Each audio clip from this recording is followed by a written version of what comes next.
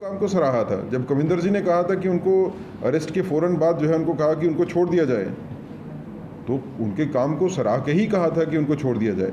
ये वीडियो जो है ये उस तरह का वीडियो है नहीं जिस तरह की वाकई जो है वो कोई बात नहीं, मतलब आप वीडियो के बाद ये इंटरव्यू का मसला ही नहीं है, ये किसी मीटिंग में एड्रेस करते हुए वीडियो बनाई गई है और उसको वीडियो को जैसे मैंने देखा है सोशल मीडिया पे जो चल रही है वो क्लियर केस है कट एंड पेस्ट का।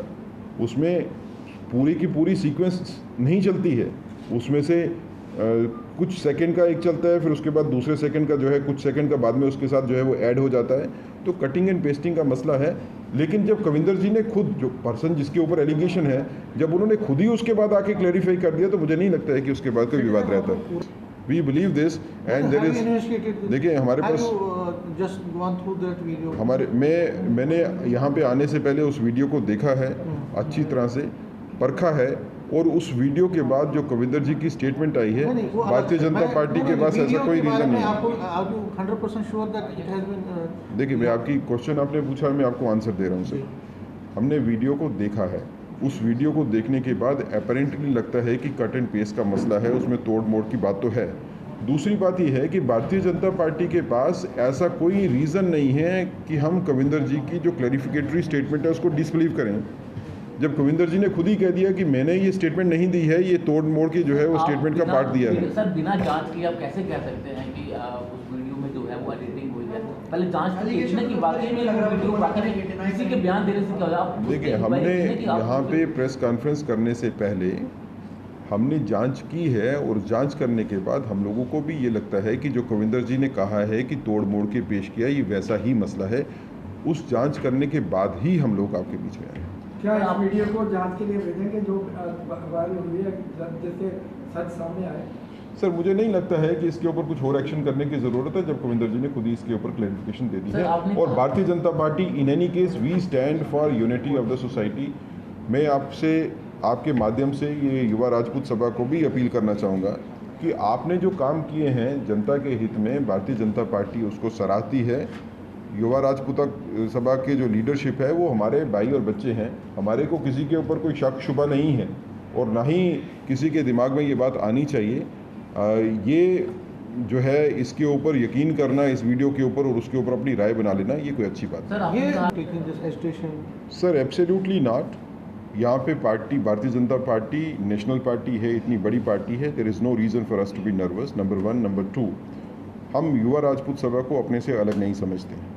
देखिए चाहे वो युवा राजपूत सभा होगी, चैम्बर ऑफ कॉमर्स होगा, बार एसोसिएशन होगी, बाकी बिरादरियां होंगी, ये जो काम कर रहे हैं भारतीय जनता पार्टी भी वही काम कर रही है। तो हमारा इनके साथ कोई मतभेद नहीं है, हम इकट्ठे काम करते हैं और एक ही इशू के ऊपर काम करते हैं। अगर जैसे इश्यूज़ की बात करें तो युवा राजपूत सभा ने लेटली इशू लिया कि बिजली की कटौती जो है उसके बारे में, टोल प्लाजा के बारे में, उससे पहले महाराजा हरि सिंह जी की छुट्टी के बारे में, तो भारतीय जनता पार्टी तो साथ थी। हम ही लोगों ने महाराजा हरि सिंह जी की छुट्टी के लिए भारतीय जनता पार्टी की डेलीगेशन जो है वो स्पेशली दिल्ली में गई, हमने सभी मिनिस्ट्री से बात की, सेंटर से बात की और उसके बाद छुट्टी डिक्लेयर करवाई। टोल प्लाजा के बारे में भारतीय जनता पार्टी की हाईएस्ट लेवल पे लीडरशिप जम्मू कश्मीर में जो है वो बात कर रही है, सेंटर में भी वहाँ पे जहाँ पे बात होनी चाहिए। बिजली के बारे में बात हो तो हाई लेवल डेलीगेशन भारतीय जनता पार्टी की जाती है, जो एलजी साहब को 2 बार मिल चुकी है।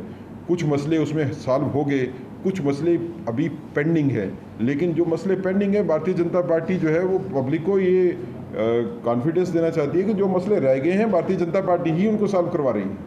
तो हमको किसी को बताने की ज़रूरत नहीं है कि भारतीय जनता पार्टी लोगों के लिए काम कर रही है, लोग इस चीज़ को जानते हैं और हमको किसी से नर्वस होने की ज़रूरत नहीं है।